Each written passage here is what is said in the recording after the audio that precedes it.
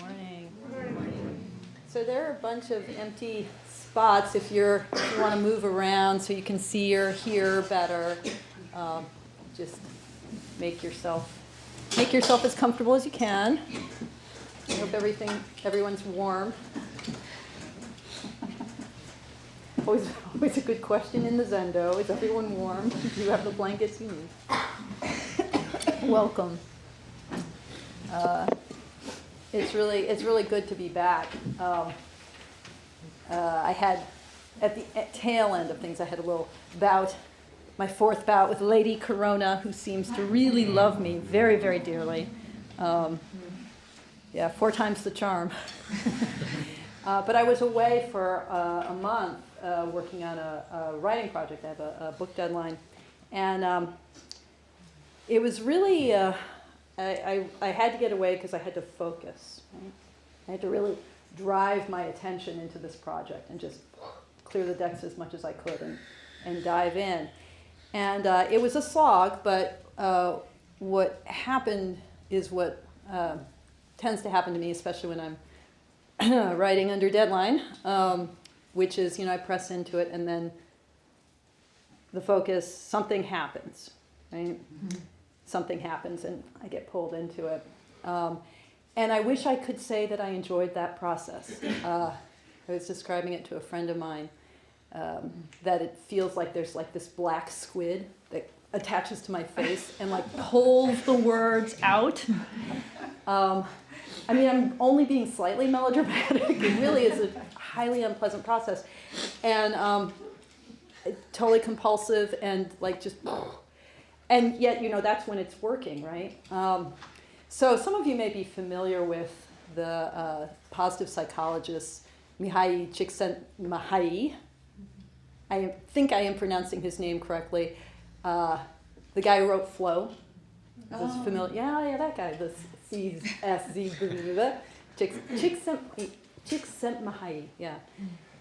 And I think I think this is the process that he describes as flow, that sense of a kind of pouring yourself entirely in. And I know many of us here have similar kind of compulsive activities that do I have a witness here for like the getting drawn into something, right?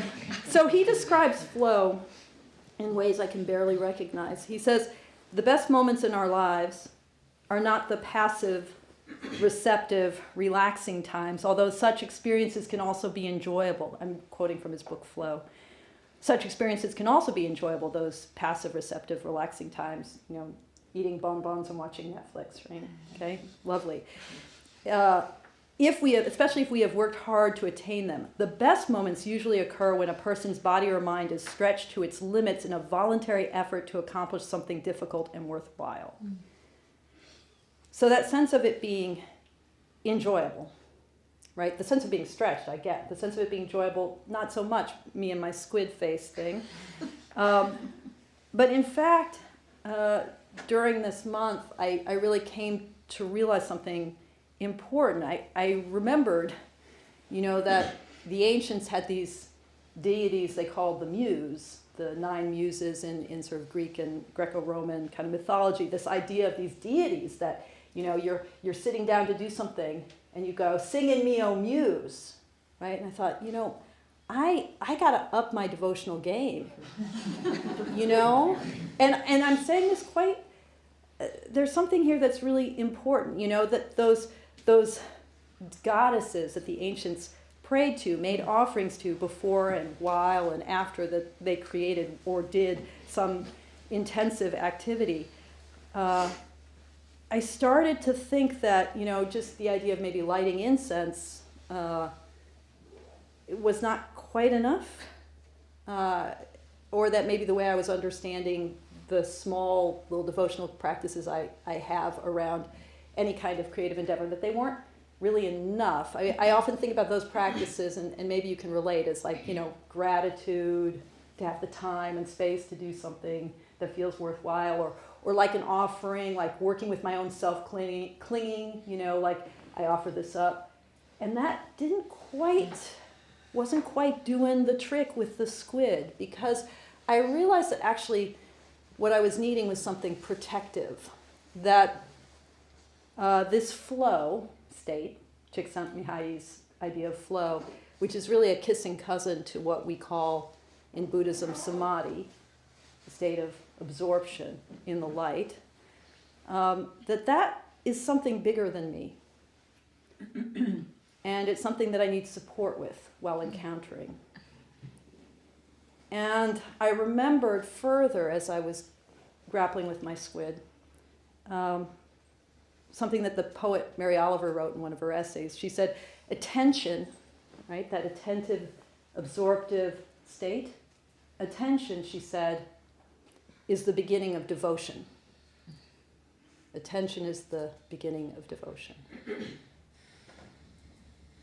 Now, some of you may know, I do a lot of work with secular mindfulness. I used to teach a lot of mindfulness classes. On Tuesday evenings, I have a mindfulness group that meets online. And Mary Oliver, she's the patron saint of the secular mindfulness movement. If anyone has ever taken a mindfulness class or looked at something written by one of the prominent teachers in the mindfulness movement. And do y'all know what I'm talking about when I'm talking about the secular mindfulness movement, right? Mary Oliver, her poetry is cited all the time, mentioned all the time. And that's because she's a poet of attention. So this past week, Tuesday evenings, I have my mindfulness group, and it was the day after inauguration. And all day long, I was getting texts from a good friend of mine who was, scrolling and was, oh my God, this just happened. And oh my God. And did you hear? And did you hear? And I recognized his anguish. Anyone relate with that? The sort of the overwhelm, the anguish, the agitation, this way in which we're living now, particularly vibrantly in this time of shock and awe with information. Like, this is happening, this is happening, this is happening, this is happening, this is happening. What Hojo-san calls our demon boxes, our cell phones, pretend I'm holding mine, thank God I'm not, right? It's just this relentless pulse of our lives.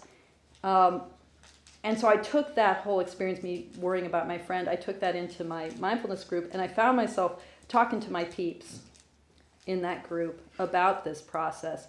And I was thinking about, the tech bros right behind our new president during inauguration, Elon and Zuck and Sam Altman and Tim Cook of Apple and who am I forgetting? They're all there. Jeff Bezos, oh, how could I forget? The oligarchs, right, of what we used to call our digital economy or our information economy, but now what we really need to call our attention economy. The world wants our eyeballs. And there are a small number of people who are making a lot of money and garnering a lot of power from our eyeballs, from our clicks and our likes and our swipes and our retweets, whatever it's called now.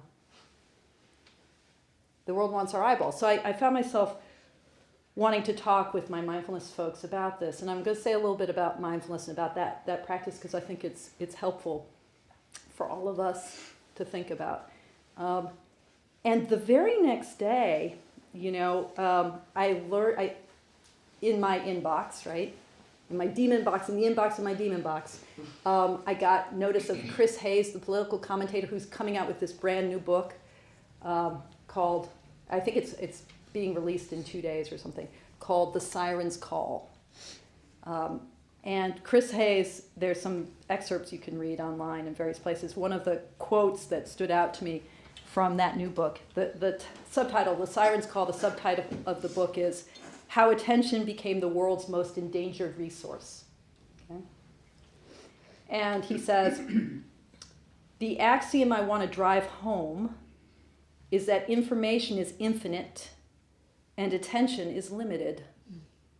And value derives from scarcity, which is why attention is so valuable. Right?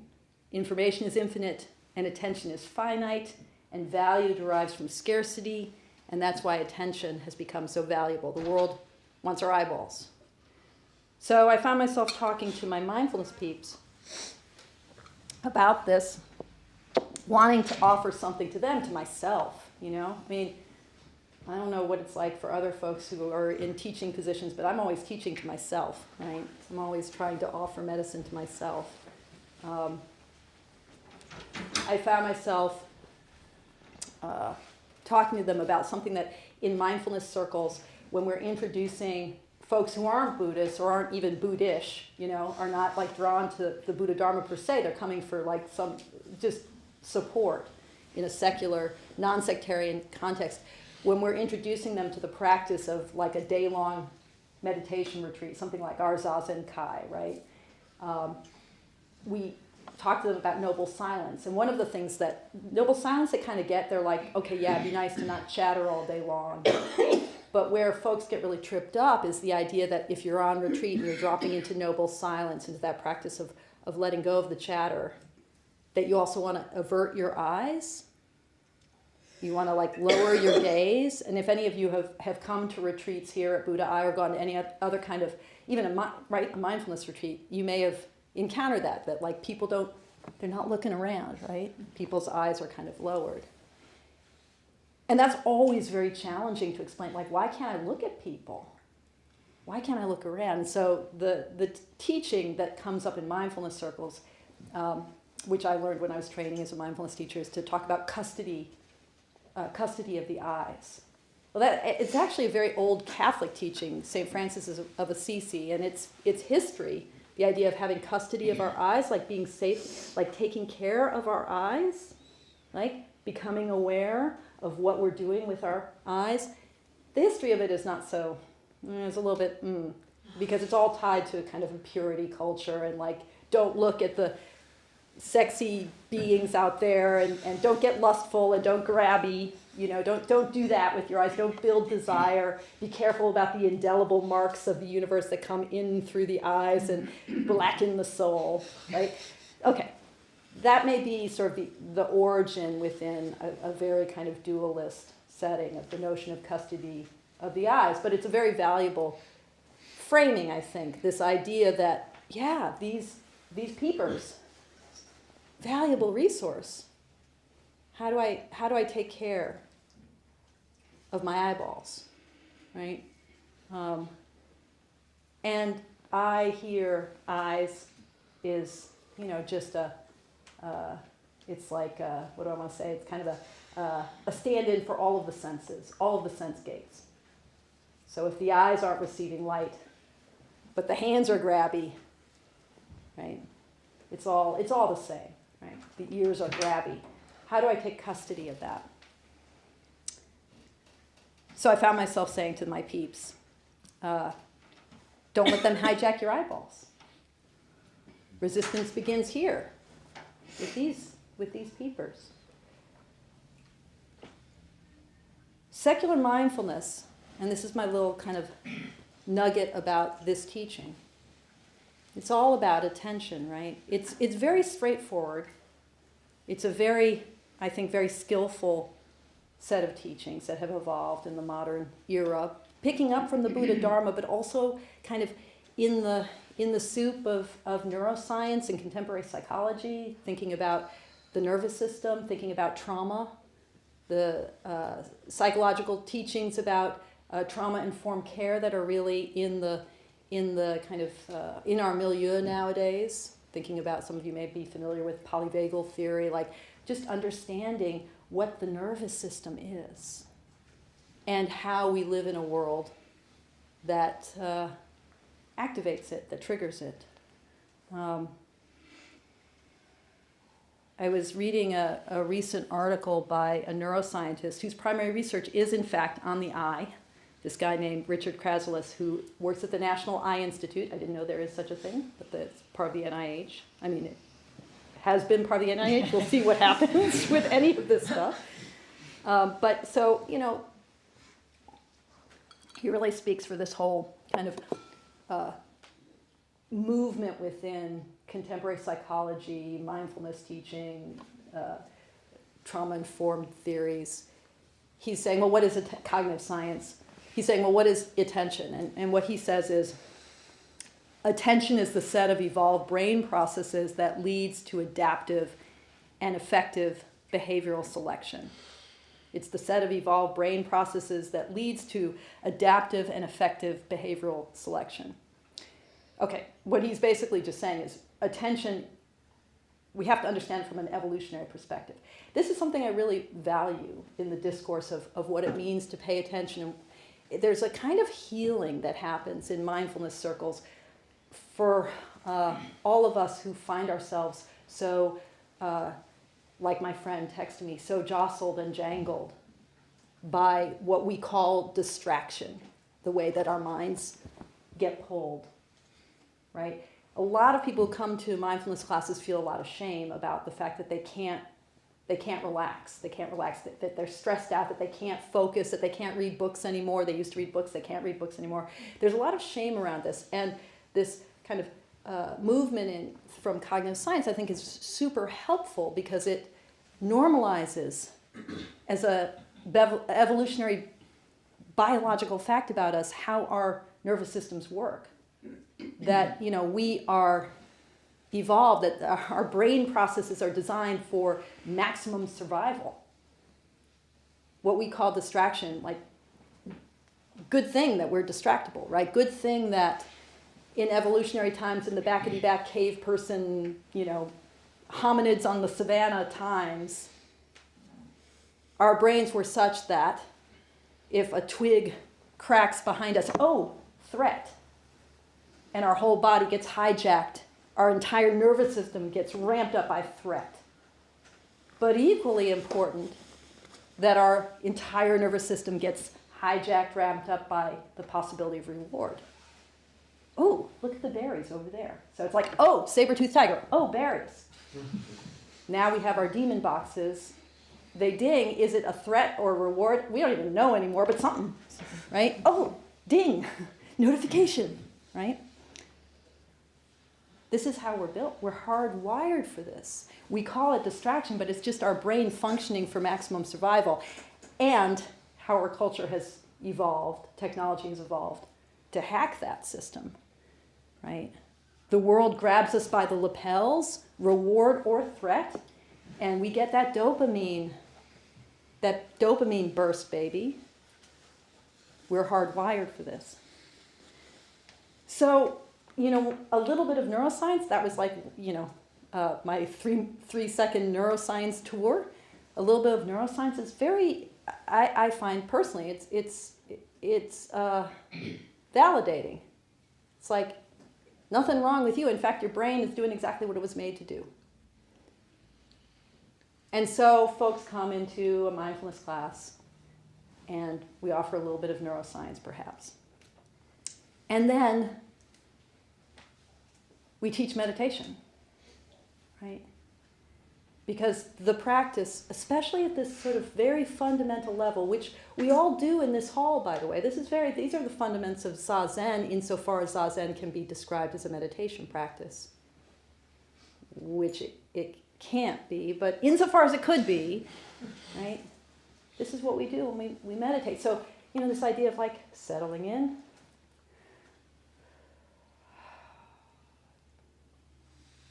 dropping anchor, feeling into my hips on the cushion or on the chair, finding the way gravity is tugging on me, holding me here, grounding,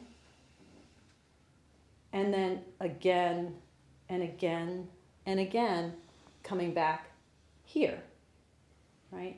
This is fundamental mindfulness training, like notice the way in which, oh, tiger, oh, berry. Come back here. Notice, come back. This is custody of the eyes, custody of the heart, custody of the mind. Bring it back here. developing a sense of how our nervous system gets hijacked and gently training that wriggly puppy of the mind, heart, to come back home, to come back home, to come back home. So, coming back to our tech bros, and Chris Hayes's perspective, that attention is the most valuable and limited resource of our time. We live in this attention economy that is basically fracking that resource of our attention.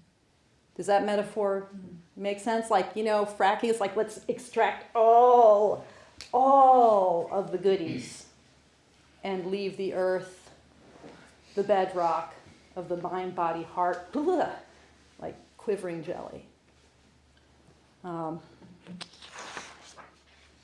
So our eyeballs have been monetized and our attention is being fracked. And other things that sound like fracked. Just saying, I'm sorry. It's Myobun. My mind goes there. So, again, this is like the mindfulness nugget here. And this is what I wanted to say to my peeps. Paying attention is a political act. It's an act of resistance. So in some sense, if you want to figure out, well, what is engaged Buddhism? You guys familiar with that term? Engaged Buddhism begins right here, right? This is engaged Buddhism. Paying attention is a political act. But this wouldn't be a Dharma talk if I was stopping there, right? That's my mindfulness spiel on this. Because I want to come back to my squid and my friend texting me and the depth of his anguish and my own anguish and that sense from patron Saint Mary Oliver, that attention is not just a political act, it's the beginning of devotion. So I understand the neuroscience story. I understand the evolutionary story, right? Cave person, oh, berries, oh, tiger. I understand a little bit about dopamine. I get it. I understand the political story and the way in which I need to take back the custody of my eyeballs the way, a few decades ago, I took back the night. Whew, I fixed it, by the way. All of those gender politics, I fixed them when we took back the night. Okay, sorry. But I understand the political story here. But what about the sacred? Where is the sacred here? And I think what I'm asking is, how do we deeply pay attention? In the age of the tech bros, but in the age of all ages.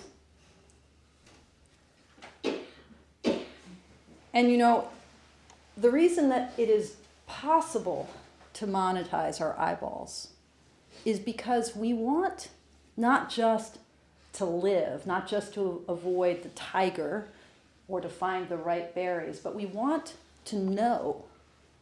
We want to understand. We want to wrap our minds around what's going on. That desire to understand isn't just a biological imperative to survive, it's consciousness. We want to get it. And it's here, I think, where our ancestors in this tradition, in Zen Buddhism, gave us some medicine, thinking about that intense thrust of consciousness to know, and teaching us about prajna, about not knowing. So many of you have heard versions of this koan before, and it appears in multiple places. I'm reading it from the ancestor of the founder of our tradition in Japan, Dogen Zenji's collection called the True Dharma Eye, a collection of 300 koans. And here in this collection, it's case number 171, Fayan's not knowing. Fayan had a profound experience and gave up worldly affairs. He assembled a group of people and traveled away from the lake region. On the way, they were caught by a rainstorm and the valley stream swelled up, so they temporarily stayed at Dizhang Monastery. While there, Fayan asked Abbot Dizhang for instruction. Dizhang said, "Where are you going, Reverend?" Fayan said, "I am wandering on pilgrimage." Dizhang said, "What is the purpose of your pilgrimage?" Fayan said, "I don't know." Dizhang said, not knowing is most intimate." Straight away, Fayan had a great realization. Not knowing is most intimate. What is this intimacy of not knowing? Now, Dogen says, if you think you can give up knowing and go to not knowing, you're in knowing again, right? Like the minute we think that we've somehow let go of that, I've got to know, and that need to stabilize and hold on to and grasp, we're back into knowing. He says, Dogen says, when illumination and function are simultaneous, knowing becomes a gateway to endless wonders. Just avoid settling down in wonder. Just avoid settling down in wonder. When principle and phenomena have merged, not knowing encompasses heaven and earth. There is no place that it does not reach. Just avoid attaching to not knowing. So, not knowing is most intimate. How do we reach this intimacy that doesn't then turn our letting go, our centering, our being right here, right now, into a form of knowing? This sounds very mysterious, and we could spend some time, although not today, diving into this koan, but this is just what Jikie was talking with us about last week in terms of forms. This is just about what it is to rely upon the ungraspable. So one of the things that I had because now all of our, it's beautiful, thank you, Togen, all of our Dharma talks and stuff are on, are live streamed and then on beautifully edited on YouTube. I'm sorry, it's the attention economy, but we can hack it ourselves. So I got to hear, where is Jikie? Oh, there she is. I got to hear Jikie's talk after the fact, and if you haven't heard it, you should listen to it. But Jikie, one of the things that she was talking about was the way in which the encounter with forms, with how we do things here, how important it is to just be paying attention, to just watch. So you watch how Alexis does things, and you watch how Myobun does things, and you watch how Sinead does things, and you watch how Anu does, and you watch, and everyone is expressing the form differently. And you go, okay, it's like that, it's like that, it's like that. Right? You're trying to know, you're trying to hold, but you're paying attention. And in that paying attention, there's something about this knowing, not knowing thing, where it's like, what happens is a sudden moment of, oh, I get it. It's like this, and then your body does it. Does this make sense? This is what we call transmission in our lineage. This is the mystery of transmission. The way in which paying attention to this and this and this and this and this allows something to be transmitted. We practice this most directly in this hall through form and through the form that is Zazen. And I want to end here with a poem, because I think, I was a literature teacher for many, many years, so there's got to be a poem in there. And it's a Mary Oliver poem, just saying. So an invitation as I read the poem, both to hear how she talks about this phenomenon of paying attention and the transmission that happens, the aha that happens, the liberation that happens, the sacred devotional moment that happens through paying attention. So she describes it. But also just in the activity of listening to a poem. We're doing it. Okay? I hope I don't butcher her words. That makes it harder. Okay. Well, this is a little bit longer a poem than what I might normally read. It's called Sometimes. Sometimes. 1. Something came up out of the dark. It wasn't anything I had ever seen before. It wasn't an animal or a flower, unless it was both. Something came up out of the water, a head the size of a cat, but muddy and without ears.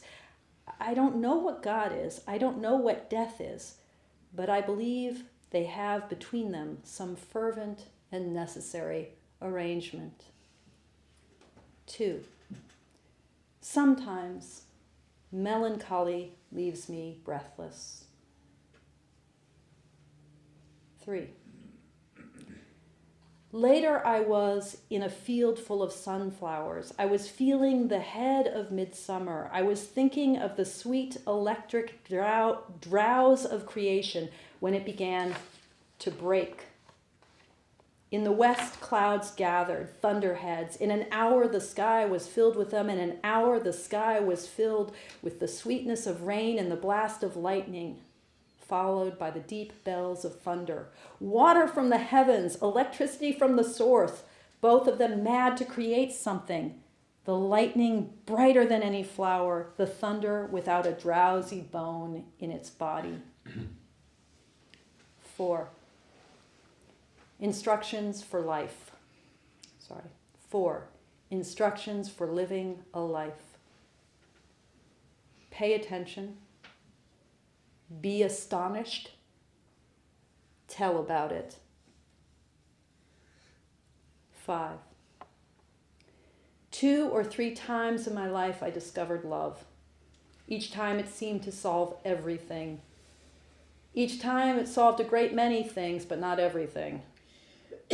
Yet left me as grateful as if it had indeed and thoroughly solved everything. 6. God, rest in my heart and fortify me. Take away my hunger for answers. Let the hours play upon my body like the hands of my beloved. Let the cat head appear again, the smallest of your mysteries. Some wild cousin of my own blood, probably. Some cousin of my own wild blood, probably, in the black dinner pool of the pond. 7. Death waits for me, I know it, around one corner or another. This doesn't amuse me. Neither does it frighten me. After the rain, I went back into the field of sunflowers. It was cool, and I was anything but drowsy. I walked slowly and listened to the crazy roots in the drenched earth, laughing and growing.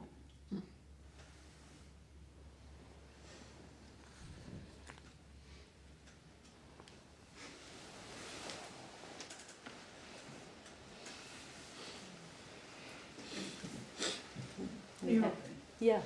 I'm not asking a question. Okay. I'd just like to share something. Because you talked about the inauguration day. Yeah. And so this came to my mind. Excuse me. So that day, it was also Martin Luther King Day. And I found that, and as a point of information, that rarely happens, that would fall also on the same day. So I decided to ignore the other event and focus on what seemed to me about a very beautiful, important person in our history. And so in that process, somewhere along the way, I talked to one of my granddaughters, and we were talking about the how this had happened, and that this was not human. This was not human intention. This was not human control or planning. And so then she said, well, Grandma, I think it's divine irony. And I thought, thank all the Buddhas that this person is saying this to me. So it changed somehow the energy that day. Beautiful. That's beautiful. That there are, we don't know what's happening. When you said we don't know, we don't know. And we can get very depressed by thinking we know a lot of times about all kinds of things, right? We project that so-called knowing. So I just wanted to share that. And thank you. Also, I think people in general don't pay much attention, but unless something really grabs us. So thank you.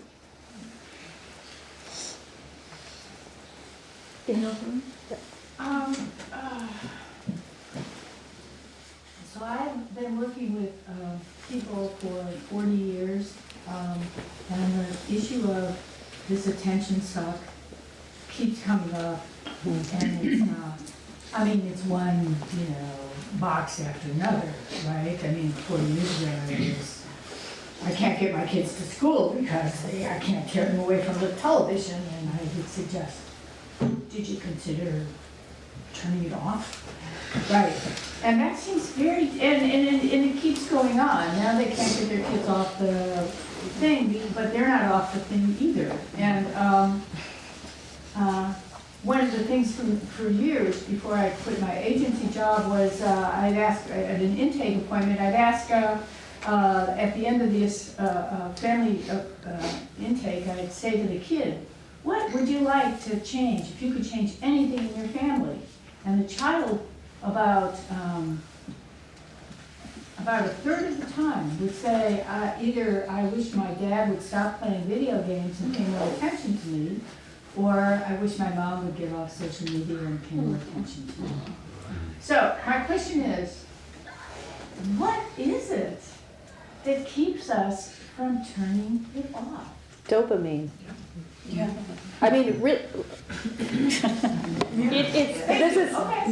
Seriously, so rarely have I had a one-word response. but there's so many things. So, I hope, first of all, is clear. There's a way to talk about all this that tilts toward the political, that tilts toward neuroscience, that tilts, right? And I wanted today to really balance that we can talk about that in this hall, and we can say, what about the sacred? On the side of the dopamine neuroscience thing, right? I was a cigarette smoker for years. Oh my gosh, I love my cigarettes so much. And,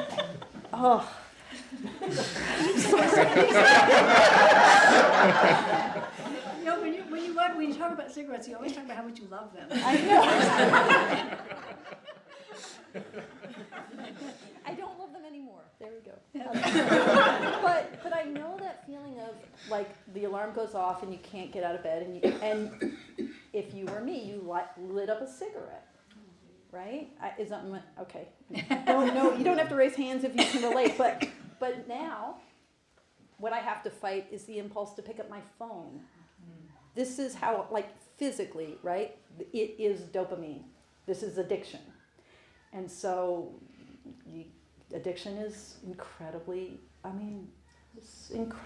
painful and hard, and a lot of people make a lot of money off of everything that we can become addicted to. When people figure out that an addiction exists, it's like, oh, okay, we will monetize the, But what if I got addicted to, say, the hummingbird at the bird feeder at the window? Wouldn't that be wouldn't that give me the same rush? Yeah. If I woke up in the morning and the hummingbird was in the window? Investigate that question. There's a really good book called The Anxious Generation that talks about cell phone addiction, and it's like a study of rats they did where they train them, to, like, sometimes they get the reward, but not all the time. And that's what's really addictive. Intermittent. So Yeah, it's intermittent. So, as long as the Molecule of More, which is all about dopamine, is also a really helpful book if you want to go to. Because we think that what it is pleasure, but addiction isn't about pleasure. Addiction, the mechanism of it is about expectation of reward. So that's why, like, just lovely things that make our heart feel good, not the same kind of quality. Right? So, anyway, there's. But yeah, Utah. In the Refuge Recovery Program, there are practices for working with process addictions like sex, scrolling on your phone, extreme diets, and even addiction to concentration practices and meditative states. Yes, thank you. Yeah, and I'm curious though about that practice can be really, really subtle, because when we're working with process addictions in particular, we can engage with things in a wholesome way and we can engage with them in an unwholesome way, and sometimes that line is not very clear. So for example, we can pick up our phone with a very wholesome intent to stay informed and to stay engaged, to educate ourselves, to become enlightened, but suddenly something happens where we're actually running away from life, we're actually numbing rather than enlightening.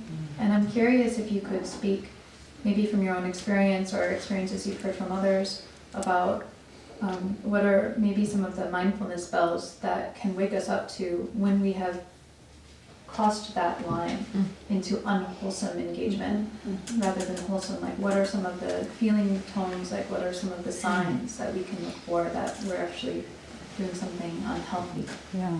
I think you just spoke really beautifully about all this. I think you have profound wisdom about these questions. I don't think this is rocket science, actually. I think that we all know when we... I don't think it's rocket science. I think we know when something feels like it's tipped into the territory that feels unhelpful. And if we don't know it, the people in our closest environment are probably pointing it out to us too. Our friends, our family members were saying, can you put down your phone for a second? So part of it is that also being able to recognize the shame that comes with all this stuff for all of us, the sense that something's broken in us. That's why I think, things like Sangha and devotion, and these are super healing, that's not even the word I want, supportive. We can't do this by ourselves. We can't do this by ourselves. So finding ways to be in community. Even simple things like making a pact with people that you care about, that, meal time is going to be phone free or whatever it is, just to feel into the possibility of liberation here. I'm not really answering your question directly. No, that's very much so it is. I'm hearing, don't ignore yourself when you know you're doing something that's not, don't ignore that. And then also another mindfulness bell is your Sangha, your community. Yeah, exactly. Yeah. Exactly.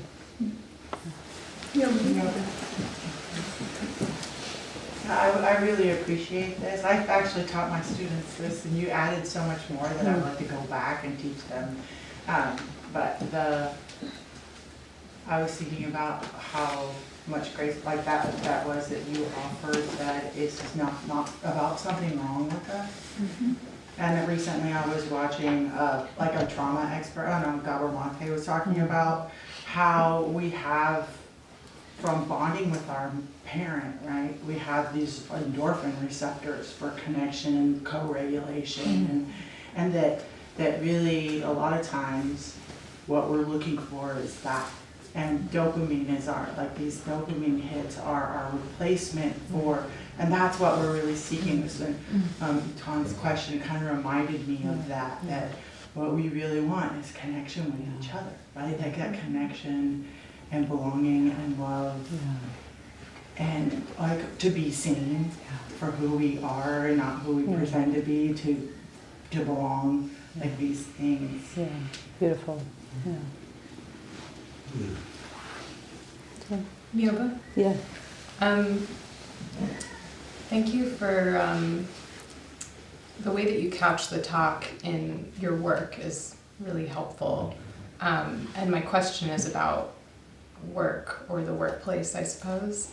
And I work in a very secular workplace, and so I'm curious about the devotion part of that. Like, what I'm responding to in your talk, which it really resonates with me strongly, is, you know, part of the reason that I feel pulled here into this place is because those parts exist, and there's a lot of leadership around that. And like in my workplace, there, by design, there isn't.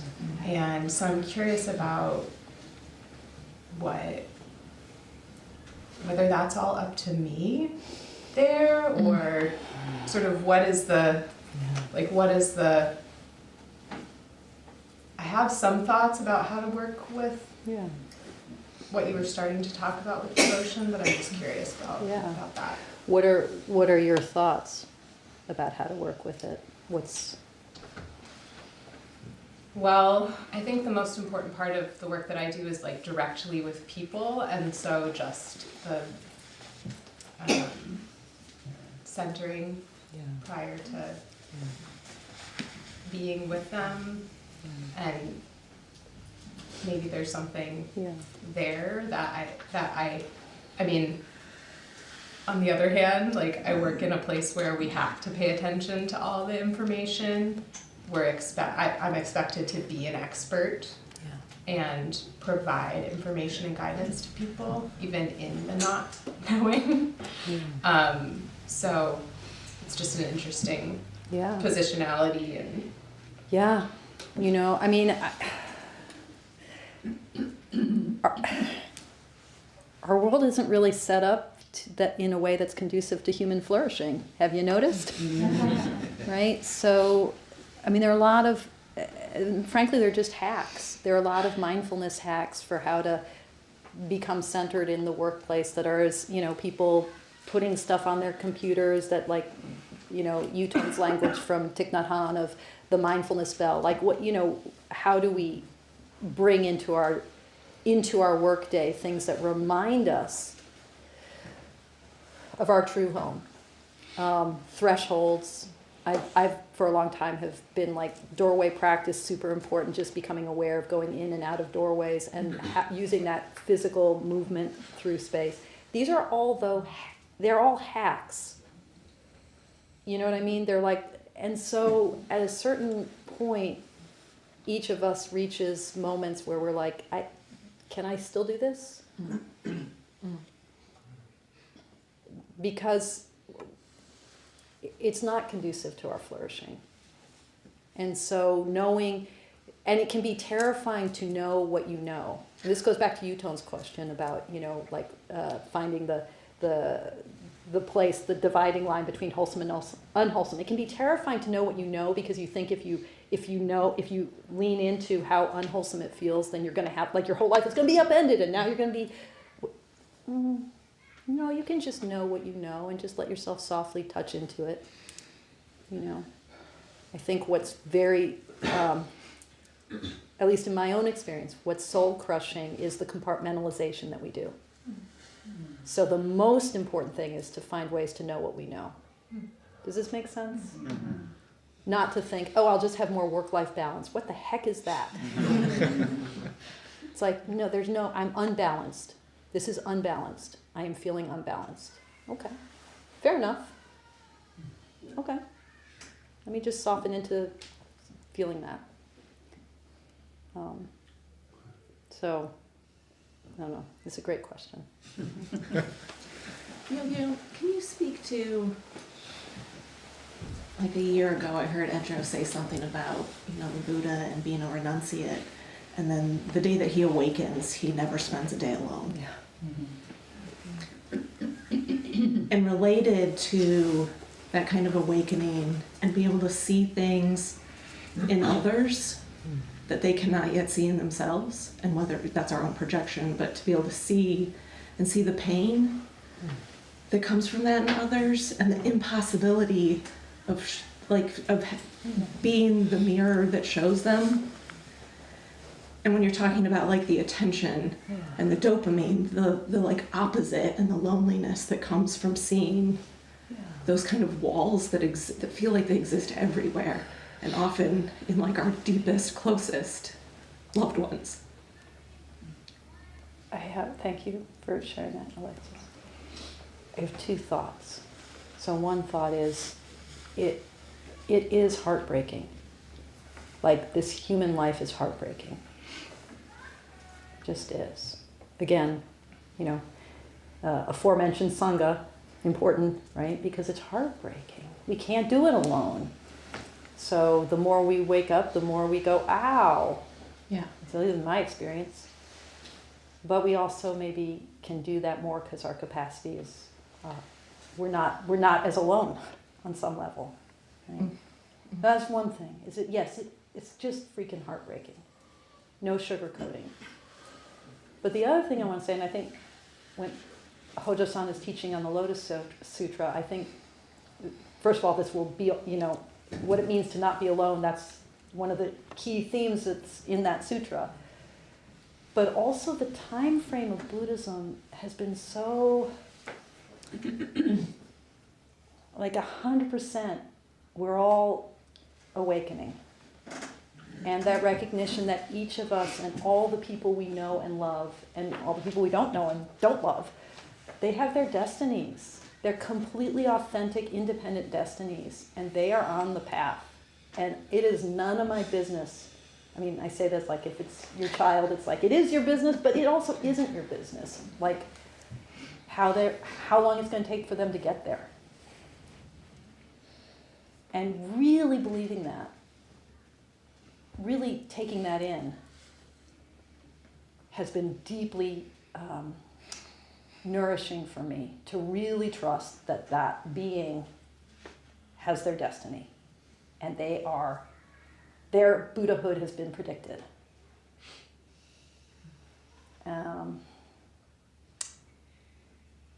Psychological term for this would be like differentiation. It's their path, even if they're my child, even if they're my partner, even if they're my sibling or my parent or my best friend. And it's heartbreaking. And so what's your role in that?